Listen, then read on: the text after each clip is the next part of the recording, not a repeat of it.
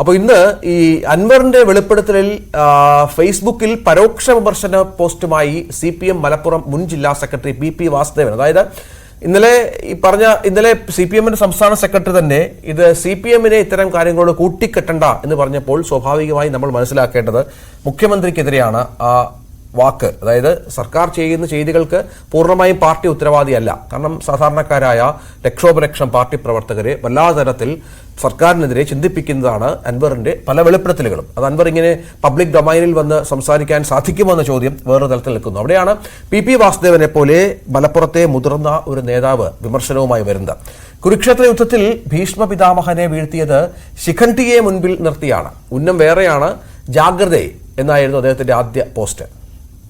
ശേഷം ആരെയും ഒരു പ്രശ്നത്തെയും മാത്രം മനസ്സിൽ കണ്ടല്ല എന്നും ഉറങ്ങുന്നവരെ ഉണർത്താം, എന്നാൽ ഉറക്കം നടിക്കുന്നവരെയോ എന്ന ചോദ്യം ഉയർത്തുന്ന മറ്റൊരു കുറിപ്പും അദ്ദേഹം പോസ്റ്റ് ചെയ്തു. ഇങ്ങനെ ഈ പ്രശ്നങ്ങൾ ഇങ്ങനെ PP വാസുദേവന്റെ പോസ്റ്റ് മലപ്പുറത്ത് വല്ലാത്ത തരത്തിൽ അണികൾക്കിടയിൽ വലിയ ചർച്ചയായി മാറുന്ന പശ്ചാത്തലം കൂടി എന്നോട് ചേർത്ത് വായിക്കണം. അങ്ങനെ ഓരോ ദിവസവും ഓരോ തലത്തിലുള്ള കാര്യങ്ങൾ പുറത്തു വരുന്നു എന്നുള്ളത് യാദൃശ്ചികമല്ല. കാരണം എതിർപ്പുകൾ കാര്യമായി തന്നെ അൻവറിനെതിരെ ഉണ്ടാകുന്നുണ്ട് എന്നുള്ളതാണ്.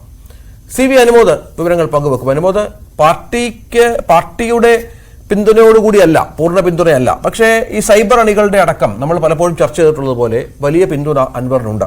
അൻവറിനെ തള്ളിപ്പറയാൻ മുഖ്യമന്ത്രി തയ്യാറാകുന്നില്ല. പാർട്ടി സെക്രട്ടറിയും ഒരു പരിധിവരെ അൻവറിനൊപ്പം എന്ന പ്രതീതി ജനിപ്പിക്കുന്നു. അതിനിടയിലാണ് അവിടുത്തെ വളരെ പ്രധാനപ്പെട്ട നേതാവ് മുൻ ജില്ലാ സെക്രട്ടറി വിമർശനവുമായി വരുന്നത്. ആ വിമർശനത്തിന്റെ കാതൽ നമുക്ക് അരിയാഹാരം കഴിക്കുന്ന ആളുകൾക്ക് മനസ്സിലാകും എന്താണ് ഈ അദ്ദേഹം ഉദ്ദേശിക്കുന്നത് എന്നുള്ളത്. എന്താണ് അനുമോദന് മലപ്പുറത്തെ ജേർണലിസം ജീവിതത്തിൽ മനസ്സിലായിട്ടുള്ളത് ഈ വിമർശനവുമായി ബന്ധപ്പെട്ട്?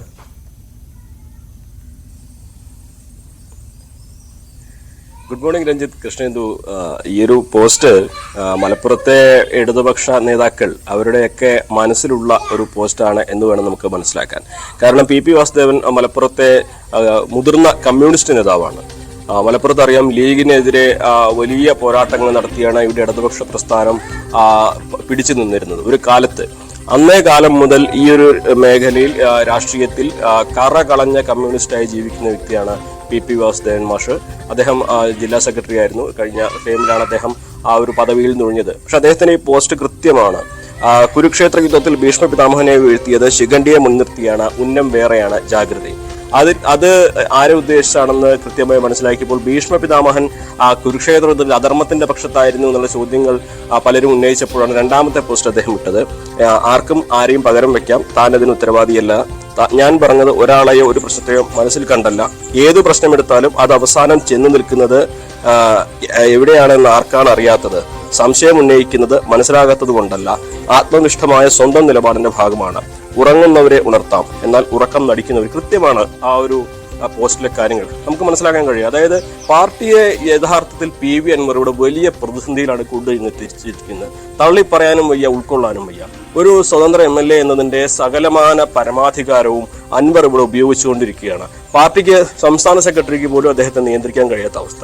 പാർട്ടിയിലെ ഓരോ മെമ്പർമാരും ഓരോ നേതാക്കളും ഇവിടെ സത്യം പറഞ്ഞാൽ അവരുടെ അഭിപ്രായങ്ങൾ തുറന്നു പറയാൻ വയ്യാതെ കടിച്ചു പിടിച്ചിരിക്കുന്ന അവസ്ഥയിലാണ്. വ്യക്തിപരമായിട്ട് നമ്മൾ പലരോട് സംസാരിക്കുമ്പോൾ എല്ലാവർക്കും ഈ ഒരു വിഷയത്തിൽ അൻവർ പല പരിധികളും വിട്ടുപോകുന്നതായിട്ടുള്ള ഒരു പ്രതിഷേധമുണ്ട്. ഒരുപക്ഷെ പാർട്ടി വേദികളിൽ സദസ്സുകളിൽ അതൊക്കെ ഉന്നയിച്ചേക്കാം. പക്ഷെ പരസ്യമായ ഇത്തരത്തിലൊരു പ്രതികരണത്തിന് നിലവിൽ കഴിയുകയില്ല. കാരണം സംസ്ഥാന സെക്രട്ടറി പോലും ഈ കാര്യത്തിൽ ഒരു പരിധിക്കപ്പുറം പറയുന്നില്ല. മാത്രമല്ല അൻവർ ഉന്നയിച്ച ചില വിഷയങ്ങൾ അത് അന്വേഷണം പൂർത്തിയാകുന്നത് വരെ വളരെ വാലിഡ് ആയിട്ട് തന്നെ നിലനിൽക്കുന്ന കാര്യമാണ്. അന്വേഷണം പൂർത്തിയായി കഴിഞ്ഞാൽ അതിന്റെ അവസ്ഥ എന്താവും നമുക്ക് പറയാനാകില്ല. പക്ഷേ അതുവരേക്കും അദ്ദേഹത്തിന് പൊതുസമൂഹത്തിൽ നിന്ന് ലഭിക്കുന്ന സ്വീകാര്യത, സാമൂഹ്യ മാധ്യമങ്ങളിൽ നിന്ന് ലഭിക്കുന്ന സ്വീകാര്യത, ഇതൊന്നും കണ്ടില്ലെന്ന് നടിക്കാനാകില്ല. അൻവർ ഒരു പ്രസ്ഥാനത്തിനപ്പുറത്ത് ഒരു വ്യക്തി എന്ന നിലയിൽ തന്റെ അടിത്തറ രൂപീകരിച്ചു കഴിഞ്ഞിരിക്കുന്നു. ആ ഒരു മേഖലയിൽ പ്രസ്ഥാനത്തെക്കാൾ വളർന്നിരിക്കുന്നു. അതൊരു വസ്തുതയാണ്. അപ്പോൾ അത് ഉൾക്കൊണ്ടുകൊണ്ട് തന്നെയാണ് പാർട്ടി ഇപ്പോൾ വേണ്ട സമയത്ത് മാത്രം പ്രതികരിക്കാം എന്ന നിലപാടിലേക്ക് എത്തുന്നത്. അപ്പോഴും യഥാർത്ഥ കമ്മ്യൂണിസ്റ്റുകളായിട്ടുള്ള ആളുകൾക്ക് ചില കാര്യങ്ങൾ തുറന്നു പറയാതിരിക്കാനാകില്ല. അതുകൊണ്ടാണ് വാസുദേവ മാഷിനെ പോലെയുള്ളവർ ഇത്തരത്തിലുള്ള പോസ്റ്റുകൾ പലപ്പോഴും പങ്കുവെക്കേണ്ട സാഹചര്യം വരെ ഉണ്ടാകുന്നത്. ഇതിൽ തുറന്നു പറയാനൊന്നും ആരും തയ്യാറല്ല. കാരണം പാർട്ടി ചട്ടങ്ങൾ പാർട്ടിയുടെ നിയന്ത്രണങ്ങൾ, അതേപോലെ തന്നെ പാർട്ടി സംസ്ഥാന സെക്രട്ടറി വരെ മിതത്വം പാലിക്കുന്ന വിഷയത്തിൽ അതിനപ്പുറത്തേക്ക് ഇപ്പോൾ പോകുക എന്നുള്ളത് ഒരു കമ്മ്യൂണിസ്റ്റുകാരനെ സംബന്ധിച്ച് സാധ്യമാകുന്ന കാര്യമല്ല. അൻവറിനെ സംബന്ധിച്ച് സ്വതന്ത്ര MLA എന്ന നിലയിൽ എന്ത് നിലയിലും പ്രവർത്തിക്കാം, ഏത് നിലയിലും പറയാം. പക്ഷെ അദ്ദേഹം പറഞ്ഞ കാര്യങ്ങളുടെ മെറിറ്റ് അത് ആധികാരികമായി പരിശോധിച്ച് അതിൽ പോലീസിന്റെയും മറ്റ് അന്വേഷണ വിഭാഗങ്ങളുടെയൊക്കെ റിപ്പോർട്ട് വന്ന് അതിനുശേഷമാകും ഒരുപക്ഷെ വലിയ ഒട്ടിത്തെറികളിലേക്ക് കാര്യങ്ങൾ ചെന്നെത്തുക. എന്താണെങ്കിലും മലപ്പുറത്തെ ഇടതുപക്ഷത്തിൽ പ്രത്യേകിച്ച് CPM-നുള്ളിൽ അൻവർ ഉണ്ടാക്കിയ വിവാദങ്ങൾ പുകഞ്ഞു തുടങ്ങിയിരിക്കുന്നു. അത് ആളി കത്തുമോ അതോ കെടുത്തുമോ എന്നുള്ളത് കണ്ടറിയണം. പക്ഷേ ഇതൊരു ഒറ്റപ്പെട്ട സംഭവമല്ല. വരും ദിവസങ്ങളിലും സമാനമായ രീതിയിലുള്ള പ്രതികരണങ്ങൾ നമുക്ക് പ്രതീക്ഷിക്കേണ്ടി വരും. ഒരുപക്ഷെ ആരെങ്കിലും തുറന്നു പറയാൻ തയ്യാറാകുന്ന സാഹചര്യം വരെ ഉണ്ടായേക്കും. ഈ അൻവറിന്റെ നീക്കങ്ങൾ ഇനിയുള്ളത് പ്രധാനമാണല്ലോ. ഇന്നലെ നമ്മൾ കണ്ടത് അവിടെ പോലീസ് സ്റ്റേഷൻ പരിശോധിക്കുന്നു, സുജിത് ദാസിനെ വിടുന്നില്ല, ADGPക്കെതിരെ വീണ്ടും വിമർശനം ഉന്നയിക്കുന്നു, ഉച്ചയ്ക്ക് പറയുന്നു രാഷ്ട്രീയമായ വിമർശനങ്ങൾക്കില്ല, വൈകിട്ട് വീണ്ടും അതേ മറ്റു കാര്യങ്ങൾ ആവർത്തിക്കുകയാണ്. അങ്ങനെ ഓരോ ദിവസവും അൻവർ ഓരോ കാര്യങ്ങളുമായി വരുന്നു, പാർട്ടിക്ക് പ്രതിസന്ധിയിലാക്കുന്നു. നേരത്തെ അനുമോദ് പറഞ്ഞതുപോലെ. പക്ഷേ അനുമോദ് പറഞ്ഞ ഈ ആരോപണങ്ങളുടെ വിശ്വാസ്യത അതൊരു പ്രശ്നമാണ്. ഈ എല്ലാ പോലീസിനെതിരെ പറയുന്ന കാര്യങ്ങളും കഴിഞ്ഞ ദിവസം കൊണ്ടുവന്ന നമ്മൾ കണ്ടതാണ് പീഡന ആരോപണങ്ങളുമായി ബന്ധപ്പെട്ട ഒരുപാട് വാർത്തകൾ പ്രചരിച്ചതുമൊക്കെ. പക്ഷേ അതിൻ്റെയൊക്കെ ഒരു വിശ്വാസ്യത എത്രത്തോളം ഗൗരവമായി നമ്മുടെ പോലീസ് തന്നെ ഈ ആരോപണങ്ങൾ എടുക്കുന്നുണ്ട് എന്ന ഒരു പ്രധാനപ്പെട്ട ചോദ്യം കൂടി ഉണ്ടല്ലോ.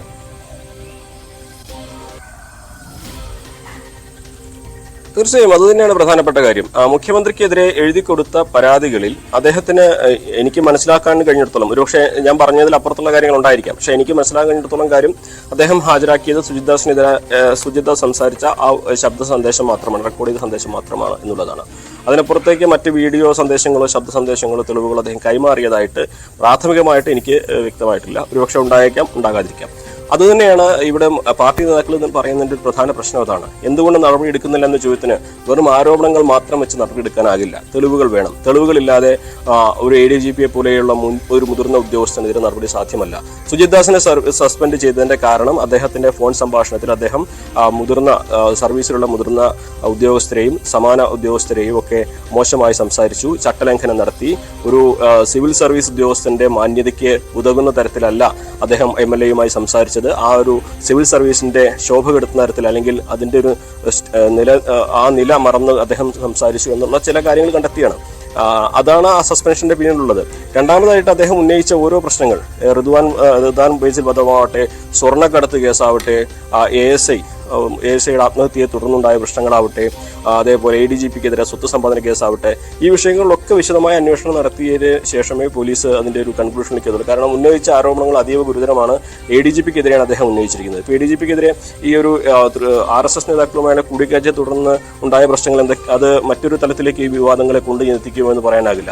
എങ്കിൽ പോലും അൻവർ ഉന്നയിച്ച ആരോപണങ്ങളിലെ വസ്തുത എത്രമാത്രമുണ്ടെന്ന് ബോധ്യപ്പെടാതെ നമുക്ക് ഈ വിഷയത്തിൽ മറ്റേതെങ്കിലും തരത്തിലുള്ള പ്രതികരണം പ്രതീക്ഷിക്കാനാകില്ല. പ്രത്യേകിച്ച് സ്വർണ്ണക്കടത്ത് വിഷയത്തിലൊക്കെ അദ്ദേഹം പറഞ്ഞ പല കാര്യങ്ങളും അത് നിയമപരമായിട്ട് നിലനിൽക്കുമോ എന്ന് പോലും സംശയിക്കുന്ന കാര്യമാണ്. കാരണം പോലീസ് ഉദ്യോഗസ്ഥർക്ക് 15% ഈ സ്വർണം പിടിച്ചു കൊടുത്താൽ റിവാർഡ് കിട്ടും, അത് വാങ്ങിച്ചാൽ പോരെ, അതിനു പകരം ഈ സ്വർണം എന്തിനാണ് ഒരുക്കി കൊണ്ടുപോകുന്നത്, അത് സ്വർണം തട്ടിയെടുക്കാനാണെന്നുള്ള ആരോപണങ്ങളൊക്കെ പ്രാഥമികമായിട്ട് നമുക്ക് അന്വേഷിക്കുമ്പോൾ പോലീസ് ഉദ്യോഗസ്ഥർക്ക് അങ്ങനെ 15% റിവാർഡ് കിട്ടില്ല എന്നാണ് പ്രാഥമികമായിട്ടുള്ള അന്വേഷണം മനസ്സിലായത്. അൻവർ അത് തള്ളിക്കളഞ്ഞിട്ടുണ്ട് ആ ഒരു നിഗമനം. അതേപോലെ തന്നെ ഈ ഒരു 102 CRPC പ്രകാരം ഒരു തൊണ്ടി മുതൽ അതെന്താണെന്ന് ബോധ്യപ്പെടുത്തി മാത്രമേ കോടതിയിൽ ഹാജരാക്കാനാകൂ.